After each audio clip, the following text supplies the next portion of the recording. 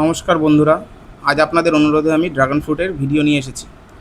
আজ একটু অন্যরকমভাবে টেস্ট রিভিউ দেব, যেখানে বাড়িতে লাগানো ড্রাগন ফ্রুটের সাথে বাজারে কেনা ড্রাগন ফ্রুটের তুলনা করব।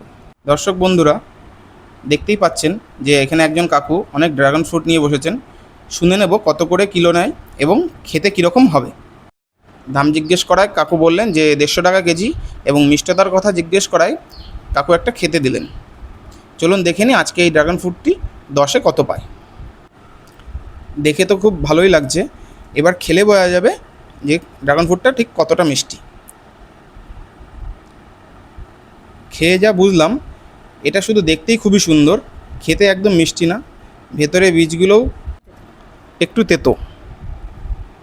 আপনাদের কাছে এটাই বলার, কেনার আগে অবশ্যই একটা খেয়ে দেখবেন। এবার বন্ধুরা, আমি চলে এসেছি আমাদের পাড়ার নার্সারিতে, যেখানে গাছে অসংখ্য ড্রাগন ফ্রুট দেখা যাচ্ছে।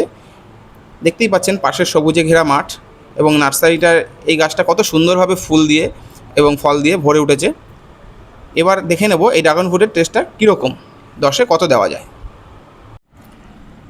আপনারা দেখতেই পাচ্ছেন বাজারের তুলনায় এই ফলটা কতটা সতেজ। কাকু নিজে থেকেই একটা ফল ছিঁড়ে আনলেন।